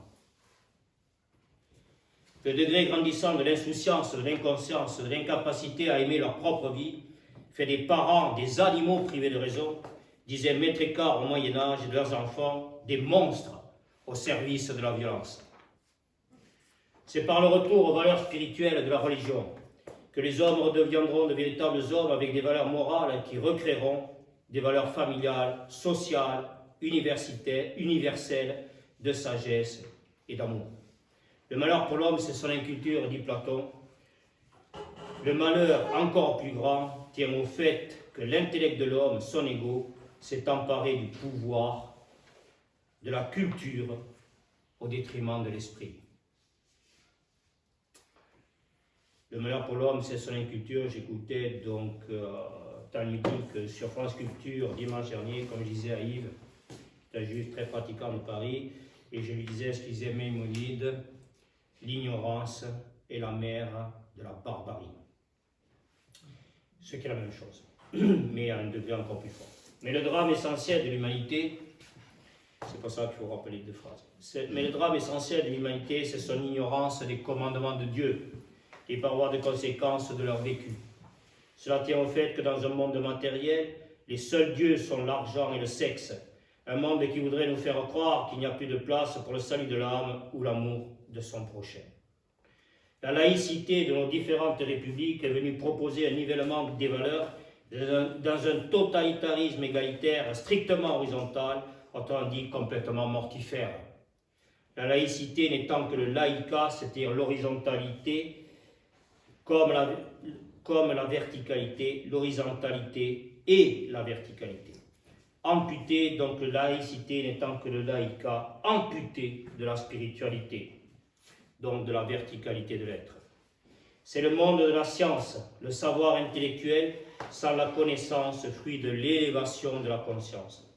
C'est le monde de la division, de la séparation, de la dualité, génératrice de guerres idéologiques, engendrées par le reniement de la spiritualité des hommes dans le combat à mener pour le vivre ensemble. La religion, c'est ce qui relie. Il n'y a donc pas de guerre de religion, comme les commentateurs de l'existence continuent à l'affirmer. Ce n'est pas la religion qui fait peur aux hommes, ce ne sont pas des hommes qui vivent en eux, avec eux, pour eux, comme avec l'autre, pour l'autre, qui peuvent contribuer à la destruction de ce monde. Ce sont les hommes de la religiosité, du sentiment religieux, qui s'accaparent le pouvoir religieux et entraînent des guerres qui ne servent toujours qu'au profit de quelques-uns au détriment de tous les autres. Le combat de l'être religieux, il est intérieur. Point de salut sans combat dans son intériorité, dit saint Augustin. Il n'est pas d'aller faire la guerre ou de riposter à la guerre par la guerre, c'est de tourner en rond autour du fait, prenons le rayon qui nous ramène au centre, dit Plotin. Là où il y a de la haine, de la colère, de l'agressivité, il faut mettre de la paix, de la sagesse et de l'amour. L'amour est fort comme la mort nous coupe de la vie, l'amour nous coupe de la mort. Cantique et Cantiques, chapitre 8. Je vous rappelle ce que dit la 22e sourate du Coran, il faut tuer l'infidèle dans des mains de religiosité et non de religion qui n'est pas la main de Dieu. D'accord, c'est faire mourir l'autre. Mais tuer l'infidèle, la deuxième sourate du Coran, c'est mourir à son infidélité. Et là, on ressuscite à la fidélité, c'est dire à la foi que Dieu a placée en l'homme. C'est-à-dire à la foi, la certitude. La foi, c'est la certitude que demain sera meilleur. Alors avec Christiane, nous sommes priés de passer que notre être extérieur retrouve notre être intérieur. C'est tout. C'est pur et simple. Tant que l'homme ne combattra pas intérieurement son ego, il n'aura pas l'humilité et la simplicité pour vivre dans l'amour et le respect de l'un comme de l'autre. Dans l'horizontalité de l'existence, tout est prétexte pour la division, la séparation, la dualité. Dans la verticalité de l'esprit, tout fait est matière à une écoute nouvelle, une vision nouvelle pour transcender le fait, c'est-à-dire la libération et la purification, et recevoir la lumière pour créer une vie meilleure et un monde meilleur. Nous n'avons pas arrêté d'être appelés à mener, à écouter, à voir et à comprendre, c'est-à-dire à se retrouver dans la nécessité. Comprendre, ce n'est pas une compréhension intellectuelle, se retrouver dans la nécessité de le faire, parce que Matthieu chapitre 9, les paroles sans les actes ne sont rien. Laissons Dieu agir en nous. Ne vous inquiétez plus, ne craignez plus un monde nouveau s'offre. La mort obligée ou subie. Vous savez qu'il y a tout un tas de discussions sur l'euthanasie. On n'est pas là, je rappelle, on se rend à la justice, il n'y a plus du tout de jugement, d'accord, de quoi que ce soit, nous allons le voir. La mort obligée ou subie. Dans une vie de servitude, d'esclavage du monde moderne, dans une vie toujours relative aux faits, en fuite dans des terres extérieures, à la recherche de systèmes compensatoires au vide manque, absence de lui en lui, absence d'écoute, de vision de ce qui est juste et bon, l'homme fait inconsciemment le choix du fait par rapport à son propre fait.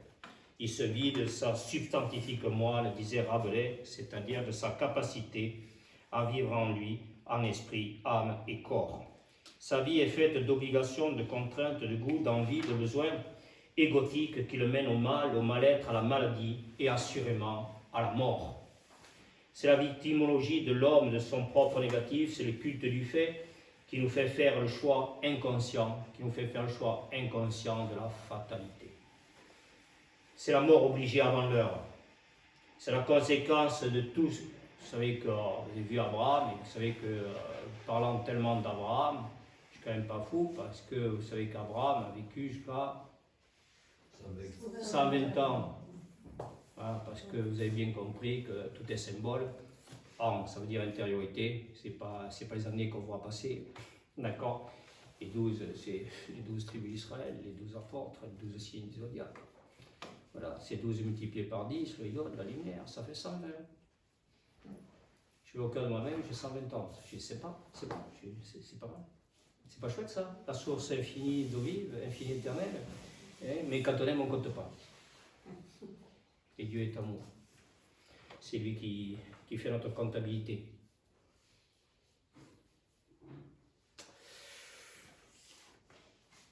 C'est le culte du fait. Il faut qu'on finisse sur quelque chose. C'est le culte du fait qui nous fait faire le choix inconscient de la fatalité. C'est la mort obligée avant l'heure. C'est la conséquence de tout ce qui nous arrive, maladie, accident, drame, catastrophe. En ce qui concerne les actes dont nous ne sommes apparemment pas responsables, les calamités naturelles, les tourments occasionnés par autrui, les maladies, les accidents, ces faits ne sont dus ni au hasard, ni à une prédestination inéluctable. Elles sont les conséquences de nos propres actions, des flèches que nous avons tirées et qui reviennent sur nous. Il n'y a pas de bien et de mal, il n'y a que le bien et le mal que nos pensées et nos actes engendrent. Nous sommes responsables de nos vies, comme l'architecte l'intention et le maçon l'acte répondent à la qualité d'une maison. Dit Mathieu Ricard, qui était chercheur à l'Institut Pasteur et qui est devenu moine tibétain, qui est passé de la science à la conscience. C'est ce que la main de Dieu m'a appelé, amené à être et à faire. Pour cette raison, les bouddhistes nous disent que passer le sommeil et l'éveil, s'éveiller, à toujours être dans l'esprit pour ne pas tomber dans le jeu du fait. La mort libératrice. Donc vous avez vu cette mort matérielle d'une vie toujours qui est de ce Satan qui s'empare notre âme, notre esprit, il nous dit mais comment je vais faire là, il faut que je sois à Paris à telle heure, à Singapour à telle heure, donc et tout, qu'est-ce qu'il faut? Il faut que je prenne le pédalo, non ça n'a pas marché, il faut que je prenne l'avion, ah ben oui mais l'avion il ne décolle pas, d'accord, et puis je ne peux pas prendre l'avion maintenant comme ça, c'était relativement pur et simple, maintenant c'est compliqué. C'est compliqué. La mort libératrice, c'est la mort qui vient libérer le corps psychique ou physique de douleurs devenues insupportables pour le commun des mortels. Ces douleurs reflétant elles-mêmes toutes les autres douleurs. Mentales, c'est un exutoire. Des douleurs mentales, morales, affectives, comportementales, conjugales, familiales, sociales, matérielles, professionnelles, etc. L'accumulation de tous les maux rend parfois la douleur tellement atroce qu'elle amène au désir de la mort, tant de la part du mourant qui attend la mort comme une délivrance, que de la part des accompagnants qui ne peuvent plus supporter la déchéance de l'humanité de l'être cher. et qui n'était pas tant que ça. Il n'était pas si cher que ça à notre cœur, à notre esprit. Cette seule constatation du fait, et tout ça c'est fini. Cette seule constatation du fait pose la question récurrente de l'euthanasie pour tous ceux qui n'ont pas la symbolique de la vie, qui confondent toujours existence et vie, et qui ont perdu depuis des générations la notion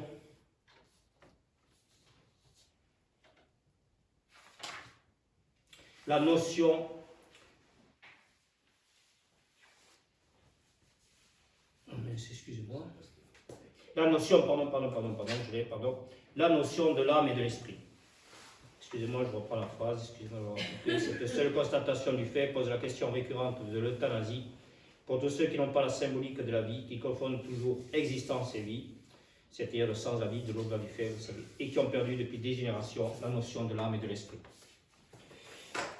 Comme les docteurs, et avec les docteurs, on ne regarde que le corps physique. C'est ce sens de la vie, avec le médecin, c'est tout autre chose. C'est ce sens de la vie. Vous imaginez ce qui se passe aujourd'hui? C'est que vous entendez depuis 2 ans des docteurs se crêper le chignon. Il n'y a pas de...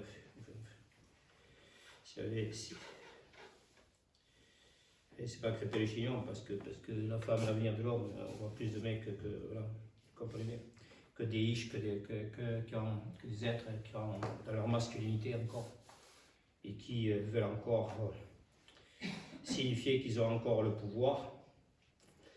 Et tous ces docteurs, d'accord, qui voudraient nous empêcher d'être médecins, tous autant que les autres, d'être capables de remédier de manière constante et permanente à nos insuffisances, insouciances, inconsciences qu'on se traîne depuis des générations. C'est ce sens de la vie qui a permis la mise en place de soins palliatifs pour rendre le passage de la vie terrestre à la mort le plus confortable possible. Ils excluent complètement le maintien artificiellement en vie par une machination de prouesse technologique d'un être cliniquement mort. La mort imminente ou réelle met le praticien à l'épreuve de sa volonté, de son courage, de sa force, de son autorité dans l'aide si nécessaire à apporter aux proches. C'est sa connaissance de la vie, son combat quotidien pour la préserver le mieux possible, le plus longtemps possible, qui lui procure la force de sa vocation à la vie de l'autre et à ceux qui l'entourent. Devant la mort, encore plus que face à la maladie, le docteur fait place au médecin qui remédie aux maux de l'âme et de l'esprit. Mais le médecin d'aujourd'hui, dans son vrai rôle préventif, devrait pour cela redevenir le prêtre qu'il était autrefois, prêtre au sens de guide et de maître, et non pas d'arbitre de la morale, d'Yannick de Sonnel, d'un symbolisme du corps humain. Et je rappelle, et c'est par les faits d'un véritable renversement de la vapeur qu'il aurait tout d'abord opéré en lui-même, que ce maître pourrait amener l'autre à stopper son processus d'involution et le mettre ensuite sur un chemin d'évolution. Quand je vous parle de maître, j'ai des gens qui quelquefois rentrent dans mon cabinet et qui se passent et qui se croient plus docteurs que moi. Il faut être docteur, ok, je voudrais passer une radio.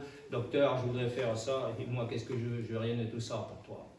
D'accord, ok. Alors tu vas écouter le maître, sinon tu vas être esclave de ton Satan.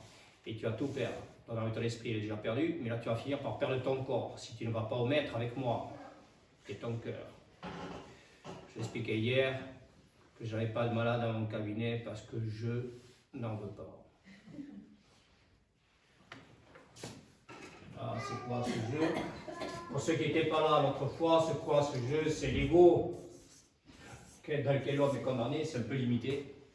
Parce qu'il pénètre dans le temple de sa vie intérieure et retrouve ce moi même, ce moi qui est passé du sentiment à l'amour, ce moi-même, ce moi qui m'aime et qui m'appelle de plus en plus à aimer, dans ma relation à l'autre, le soi, les fabriques de la soi. Aime ton prochain comme toi-même, et ça ne peut se faire qu'en présence du jeu. Alors quand vous êtes médecin, vous faites passer les gens des ténèbres de l'enfer à la lumière donc de l'esprit, des ténèbres de l'enfer à la lumière de l'esprit, qu'est-ce qui se passe? Ils sont sauvés, ils sont dans l'arche d'alliance de Noé, et puis là, quand ils sortent de l'arche d'alliance de Noé, ils se trouvent encore et toujours dans un face à Dieu qui leur dit maintenant va vers toi. Bon, t'as pas bien écouté, vu, compris, je t'envoie mon fils qui va te rappeler à l'ordre, d'accord, lorsqu'il vous manque une brebis, alors que vous avez un troupeau de 99 brebis, et qu'il vous en manque une, vous partez à la recherche de cette brebis qui vous manquait, et vous laissez les 99 autres. Pourquoi? Pourquoi? Parce que cette brebis qui vous manquait, c'était vous. Vous ne pouvez pas être berger si vous n'avez pas la brebis. Pour être berger, il faut la brebis. Et Pierre, on le verra dans les Pierre la prochaine fois, quand Jésus dit à Pierre, d'accord, Pierre, m'aimes-tu? Il lui dit 3 fois, je ne vais pas vous faire l'évangile, on le fera la prochaine fois. Ça. Et à la fin, il lui dit, Pierre, m'aimes-tu? Tu le sais bien, Seigneur. Sois le berger de mes agneaux. Deuxième fois, Pierre, m'aimes-tu? Tu le sais bien, Seigneur. Sois le gardien de mes brebis. Pierre, m'aimes-tu vraiment? 3 fois, puisqu'avant le coq aura chanté 2 fois, le passage dualité à Sainte Trinité, le coq aura chanté 2 fois, que tu m'auras renié 3 fois, tu m'auras renié à travers moi, le Père, le Fils et le Saint-Esprit. Quand les gens demain vont discuter, quand vous allez leur parler, c'est pas vous qui vont rejeter, disait Ézéchiel, mais c'est Dieu qui vont rejeter en vous et à travers vous. Et comme maintenant vous êtes des hommes droits, justes et fidèles, et que vous faites partie du peuple de Dieu, vous n'avez pas le droit de vous laisser rejeter comme si on voulait vous mettre à la poubelle.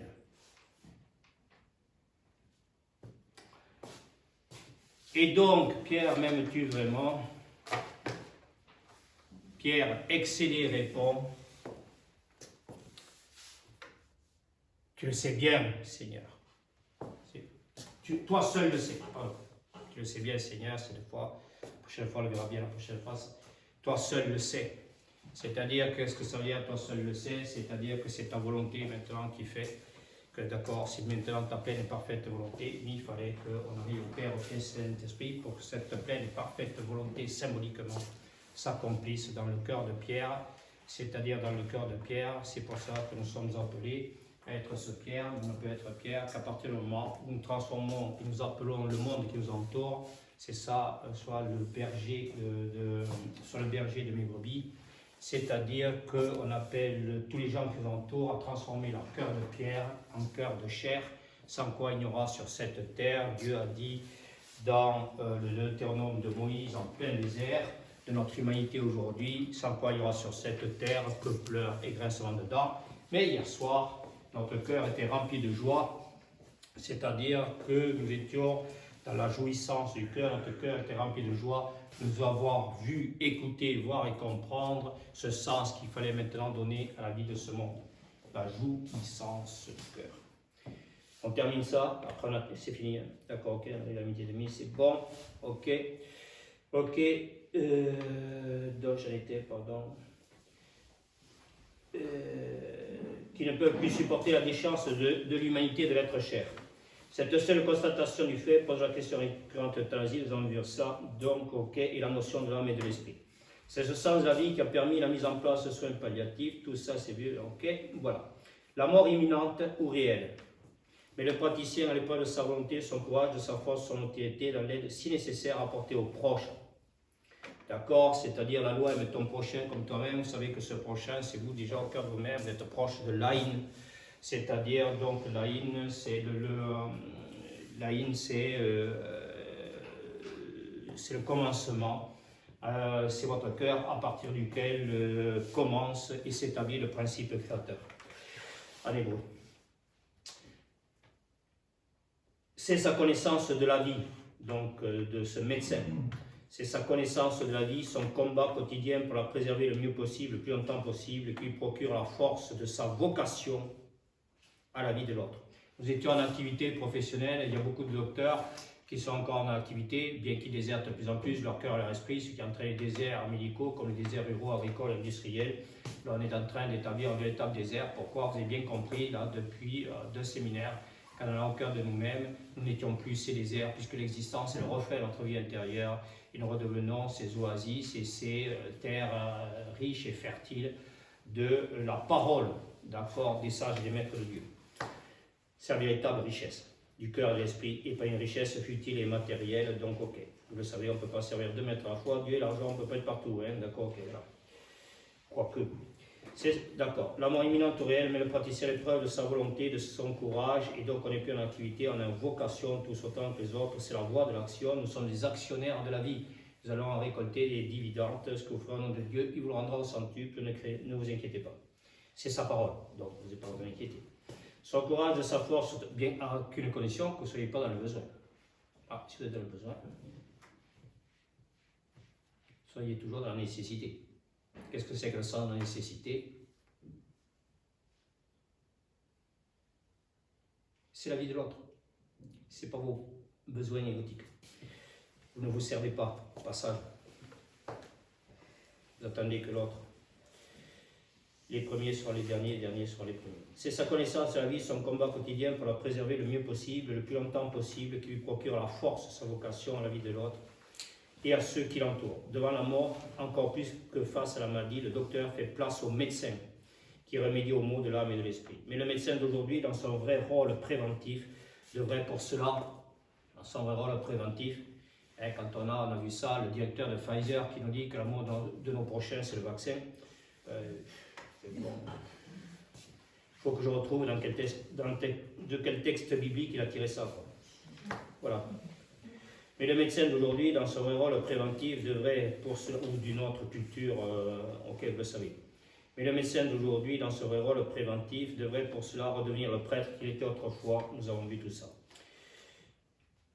Donc, toute autre médecine, donc si l'homme, et c'est par les faits, je dis d'un véritable renversement à la vapeur, Yannick, qu'il aurait tout d'abord opéré en lui-même, que se mettre pour amener l'autre à stopper son processus d'évolution et le mettre ensuite sur un chemin d'évolution. Toute autre médecine laisse l'homme dans une impasse sur un palier nécessaire pendant un temps, mais qui de toute manière appelle toujours un autre palier. C'est-à-dire que dans la compensation, quand on commence le jeu, on rentre dans le jeu de la compensation, on passe de compensation en compensation et de compensation en décompensation, en recompensation, en redécompensation, c'est de pire en pire. Donc c'est le passage, le véritable médecin fait passer donc l'autre du besoin à la nécessité. Pour cette raison, l'être spirituel est le médecin de sa vie et celui qui est en capacité d'opérer la rupture n'a plus besoin d'être opéré. Cette rupture n'étant rien d'autre que le passage du besoin à la nécessité, il ne s'effectue qu'avec l'aide d'un guide, d'un maître, de la présence n'a pour but que de nous amener à cette dimension en nous-mêmes. La présence du maître n'étant là que pour nous sauver d'un ego qui condamne la vie en nous comme autour de nous. La force de l'ego est de nous amener à penser ou à croire, à nous penser ou à nous croire parce que l'on n'est pas. Le maître est un compagnon, un garde-fou, car l'ego est tellement puissant qu'il peut nous égarer à chaque instant. Et celui qui a prétention de cheminer seul a toutes les chances de se perdre. Nous voyons aujourd'hui qu'on n'a que les sages et maîtres qui savent exactement, d'accord, où ils conduisent cette moutonnerie collective hallucinante. À moins que le sage sache. Mais je ne pense pas qu'il faille savoir de telles choses.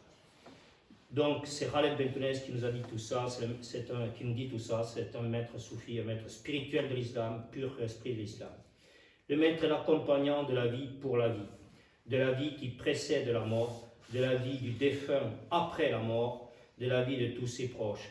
Ces 3 temps sont les 3 bardos des bouddhistes, le temps avant la mort, le temps de la mort et le temps après la mort. À côté des dépouilles mortelles, se tiennent toujours des dépouilles vivantes, dit Sogyal Rinpoche dans le livre tibétain de la vie de la mort. Dépouillé de l'écoute et de la vision, de la sagesse et l'amour, l'homme existe mais ne vit pas. Il n'est plus le maître de la création tel qu'il a été créé dans le livre de la Genèse, il est devenu esclave de la matière. La mort matérielle concerne l'enfant. Nous verrons la prochaine fois que la mort spirituelle que la mort spirituelle concerne l'enfant de Dieu, donc la première enfant de l'homme, que la mort divine concerne le Fils de l'homme, et qu'enfin, la mort essentielle concerne le Fils de Dieu. Mais nous verrons ces 3 autres morts la prochaine fois. N'oubliez pas de mourir au fait.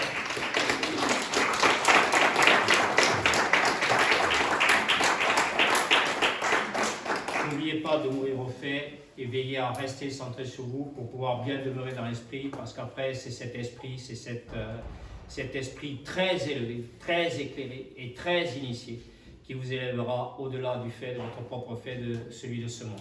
Vous avez fini de vivre à plat ventre, en esclave, dans la servitude.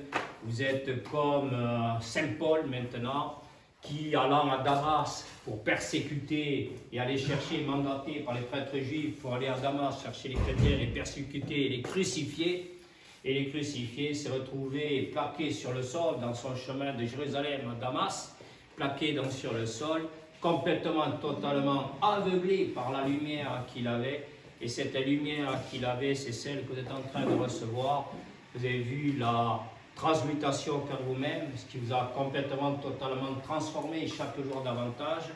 Vous allez maintenant à la transcendance, c'est-à-dire à l'au-delà du fait.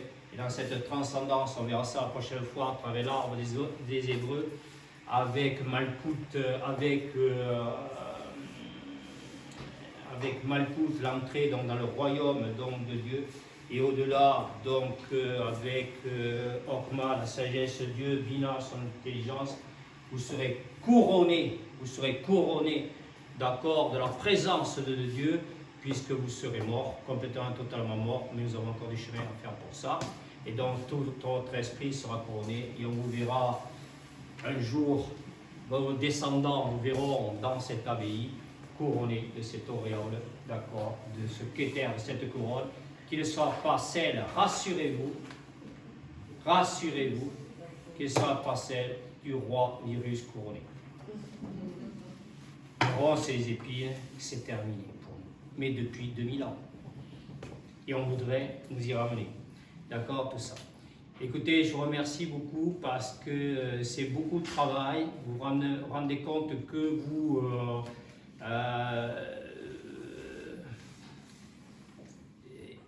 vous êtes appelés à mener, à écouter, à voir, à comprendre, c'est-à-dire maintenant à vivre donc tout ça. Ben, vous ne l'avez pas choisi, moi non plus, mais rendons grâce à Dieu malgré tout. Et je rends grâce à Dieu de vous donner cette écoute, de vous donner cette vision, cette compréhension de ce qu'il vous dit à travers moi. Bon courage parce que vous avez des jours durs et difficiles qui vont se présenter devant vous, et n'oubliez pas, ce qui est dur me rend fort, donc ok, c'est super.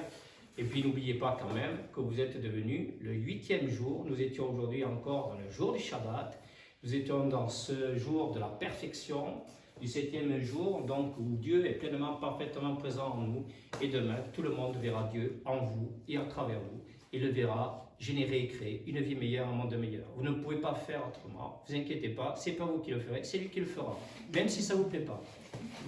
Au revoir.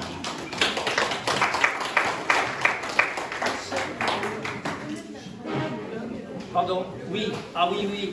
Alors, s'il y a des gens qui ne connaissent pas encore, Claudine me demande de vous mettre l'adresse du blog. Pourquoi? Parce que